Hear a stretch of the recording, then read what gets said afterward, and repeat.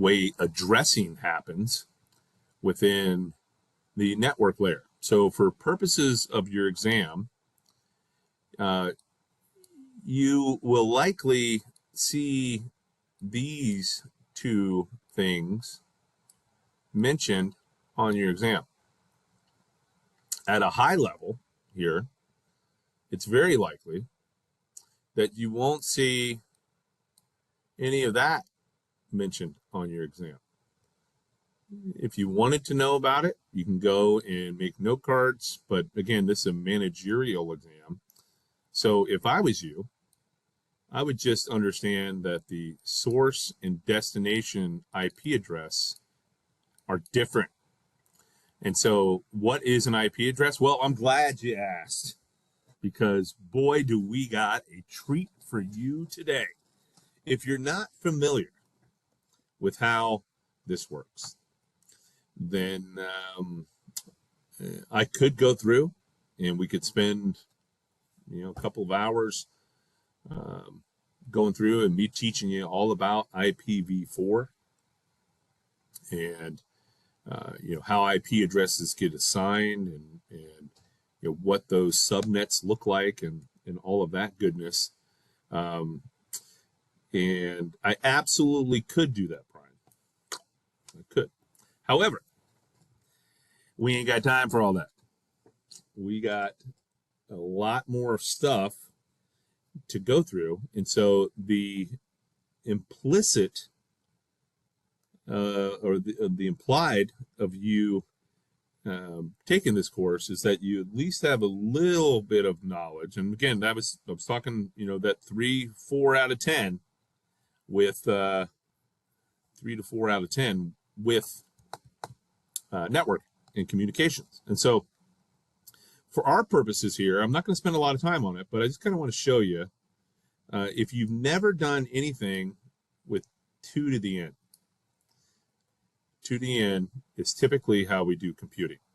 And so specifically for, 2 to the n for IP addresses, and that includes, but it's not limited to, subnet mask, as well as any type of measurement for hard drives or RAM or anything that does computing. So 2 to the n is typically the way that we look at it. The IP version 4 is made up of 32-bit, which is a dotted decimal notation, and it's broken up into 4 octets. So check it out. There's 8 here, 8 here, 8 here, and actually there's only 7 right here. Caught my own error. 8 here, but there's supposed to be 8 in each one of these, right? And so what we typically would do is, depending on the position, the IP address, we can figure out using the 2 to the n specifically, okay? And so if you've not done this before, sit tight. I'm going to try to do my best to put you in a position to be successful with this. So let me show you the way that I usually will do it. So come over here. And we usually will say 128, 64, 2, 16, 8, 4, 2, 1.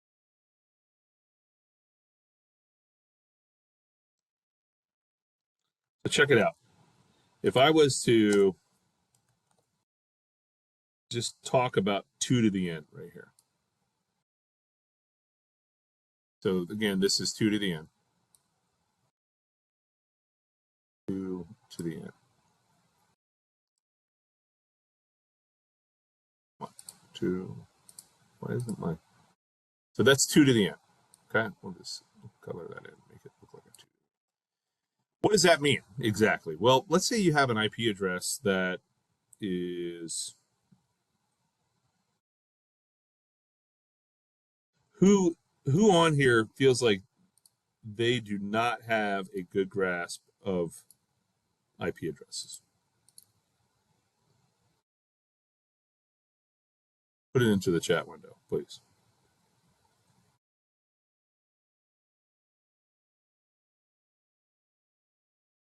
Okay. So, Carol, just you answering that question, you're my huckleberry. So, Carol, give me an IP address. Any IP address.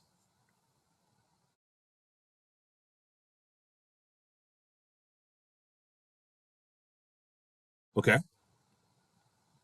Now, Carol, I see that IP address and I immediately know something. Yes, whoever put that on there, thank you. Yeah, I immediately know something about you, Carol. Oh, that's private range. Interesting. So let's take a step back then, because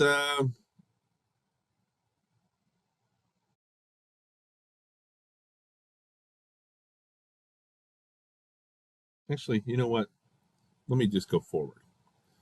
So there's three modes that we need to consider whenever we're looking at IP addresses. And Carol, that is an invalid IP address. The maximum range is 255. So I'm going to jump forward here and then we'll go back. So there's three different terms that we can use, and typically, these are kind of vernacular that people might actually utilize if you're in any type of networking conversation. One of them is this broadcast address, where one node can send out to everybody on a subnet. In a typical /24 subnet, CIDR notation /24, that is the broadcast address would be the last node of that /24 CIDR notation subnet would be 255, the broadcast address. And so most of the time, if somebody wants to send a message out to each computer or computing device on a network, most networks are /24. And so you would just send the message out to the 255 address and it would amplify it on the network. So the attackers also know this, and because of that, created quite a few different types of attacks against that to do denial of service. And so just know that the broadcast address typically is the last address in a subnet range, and in /24 subnet, that last address is typically 255. And so there's a whole bunch of different addresses. And for purposes of your exam, you probably won't see any where you need to convert from IP to binary to IP. So, I know that your feelings will get real hurt about that, having to convert all that. But, you'll need to know that the IP version 4 is a 32-bit address. And then the IPv6, the reason why that was created is because the internet was afraid that we were running out of IP addresses. This went from 32 with IP version 4 to now IP version 6, which is 128. Okay. So now it exponentially gives us a ton more of new addresses. We'll talk about that here in a second. But with IP version 4, which is still very widely used, BTW, still very widely used, there's different classes. And so we have class A, class B, class C, class D, class E. There's private addresses. There's the loopback address. There's the broadcast, which I just talked about. And then there's this thing called a PIPA. A PIPA. Say that 10 times. It almost sounds like a soccer player, right? A PIPA! No? Whatever. You know what I'm talking about. All right, so let's go through and enumerate these really quickly. So Class A addresses, Class A, are from 0.0.0.0 up to 127, 255, 255, 255. So that's Class A. Okay. There is one in here that I'm going to talk about in a second that is reserved. So hold your horses. In Class A, there's one in Class A that is reserved, and I'm going to talk about that here in a second. Class B is this range right here, so 128 to 191. Class C is 192 to 223. Class D is 224 to 239. Class E is 240 to 247. And depending on which address, how it starts here, the number that it starts lets you know, whatever's in this first octet lets you know which class of IP address it is. Okay? So if I was to say, and don't answer it right away, but let's see, see here, Carol,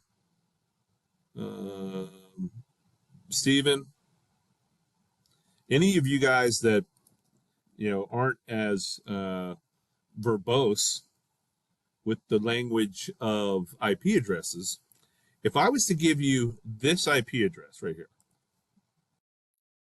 whoever knows networking, don't put it in just yet. I trust you. Okay, let's let some of these other people put their answers in before you answer. Okay, so if I have 19.19.19, I'm putting it into the chat window. That's the IP address. Which class does it fall into? So you guys that aren't as familiar with networking, go ahead and see if you can guess which one it goes into. Yeah, right. It's the first octet. Whatever that first octet, in this case, all of them are 19, so that's a little confusing. But let's do another one. So if I do one right on the edge of glory, and it's waiting for a moment of truth here. If I do this right here, 191.128.11.11, where does that fall? Yeah. And so knowing the range allows you to know which class to put it in. And so for purposes of your exam, and whoever's been counting, you can go back and watch all these videos as well to see how many stone cold locks I'm giving you. Great chance here that you will have one question about the IP version 4 where you are given an IP address and you need to tell them what range it's in. Great chance. Great chance. But wait, there's more. Right? So the network classes, there's going to be one question.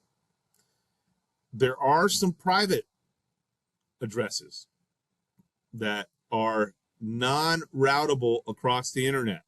So with these Class A, Class B, and Class C, with these guys right here, there's some things that are reserved. And so most corporate networks are running the 10 scheme with the first octet as 10. A lot of them also are running the default, which is 192, which is probably the most familiar. Hey, how you doing? Which is the most familiar to most people. You know what? God bless you, Shelby. That's the nicest thing you've ever done for me. Oh, look at that. Like that tree? Yeah, thank you. Perfect. Caramel macchiato. Wow. That's like $20 from Starbucks. All right, so but you know what? I'm going to drink it. These are all the different private IP addresses. And so for purposes of your exam, usually here, we don't see this one. Usually you'll have one question where it may ask you something about a private IP address, and it does either the 10 network or the 192, and just off the top of the dome, you should know this, that these are private IP addresses and they're non-routable across the internet. So what does that mean? That means that you use it locally in your organization. Okay? That's what it means for internal use only. So you'll see one question where it'll talk about private IP. And then there's this thing that's called the loopback address, And this loopback starts off in the 127 octet. Loopback. We also, what's another name? Anybody can answer here. What's another name for the loopback address? That's right. Localhost. Yeah, localhost. So let me write that on here as well. The localhost, anytime you see localhost, a lot of times it can be used interchangeably. Localhost is the same as the loopback address. And sometimes you see people wearing shirts that say there's no place like 127.0. Oh, somebody put Brian. It's 127.0.0.1. 127. There's no place like home. No place like home, because that is the home address, the local host, which means that it's running on your machine. That's the local host. It's running on your machine. So if you see this IP address, usually it's either 127.0.0.1 or it's called localhost. That means, usually what it means is you have a web server that's running on your machine. Usually. Okay. So I like where we're going with the conversations here. Thank you guys for participating. Then there's this thing that's called the broadcast address. And you can see something that is uniform in all of these broadcast address is the last octet. So for purposes of your exam, and for you guys that are CCNAs in here, you're just going to have to go with what I'm telling you, okay? This right here, 255, the last octet, is what they will ask you and give you for the broadcast address, okay? So on a network, anytime the last octet here, this last octet is 255, that is going to be, for purposes of your exam, that is the broadcast address. Now, why do I say you CCNAs that are on here? Because I think we got 3 of them, or at least 2. I think there's 3 of you on here. Go ahead and chime in. Why? They want to try to keep it simple, but if we have different CIDR notation, it's very likely that that broadcast address would not be 255. Right? It would give us a different range. And that's when networking can become very tedious and difficult if it's not /24. So most people, even you CCNAs that are out there, still use the /24. Yeah. Yep, CIDR notation. All right. Making sense so far?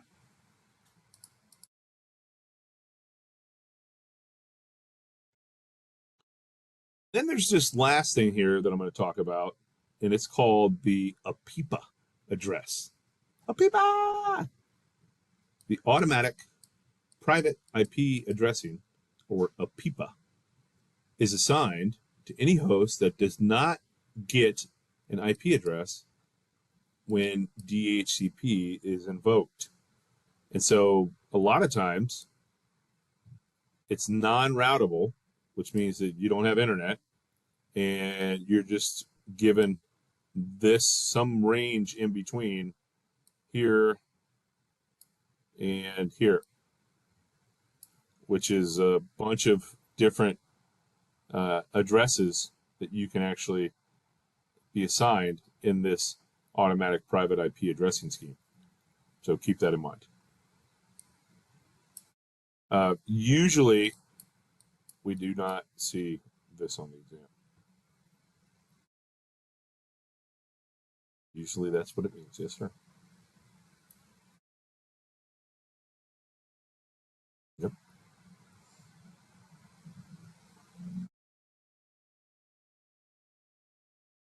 All right, a few more things that I want to talk about here with this domain, and then we'll jump into talking about how do we attack these things.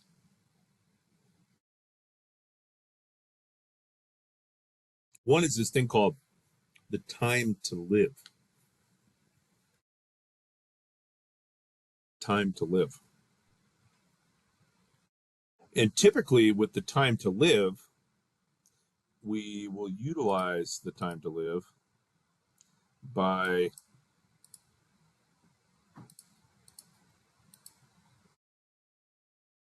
looking at the number of hops between nodes. And it gives us this thing that's called the timestamp and will allow us to figure out what operating system somebody's running based off of the time to live packet that's attached at the network layer. So any of the scanners that are going out and scanning for vulnerabilities, based off of the TTL that the response comes from, like if I ping your machine with a vulnerability scanner, your machine would come back and actually give me a response and let me know what version of Windows that you're running, for instance, okay? So in this particular case, one thing that you can run is this thing called traceroute.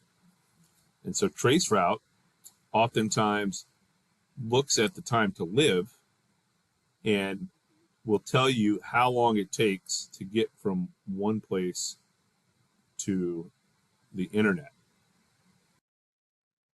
You've never tried a traceroute before. It will not be on you actually opening up a command prompt and going out to the internet will not be something you have to do on the exam.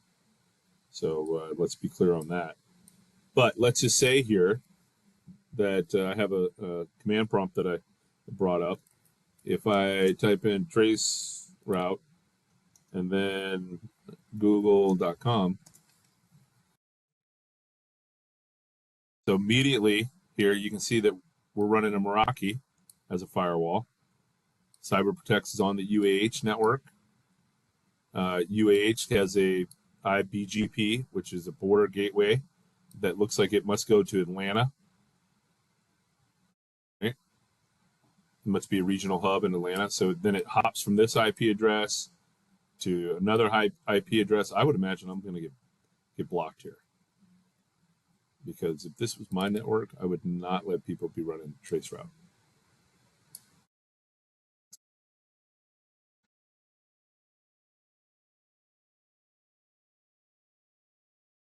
It is a research network, though. So these are just hops that it's taking from cloud to cloud, trying to get out to Google. It's letting me know those IP addresses of those networking devices that are on the cloud. There's quite a few in this 209.85 domain. 209.85. Yeah, that's what I was thinking would probably start to happen. We'll let that run for a few minutes and then I'll come back to it. But essentially, how many hops is it going to take me to get out to the internet? So behind the scenes, this happens lickety-split. The time to live actually will give us the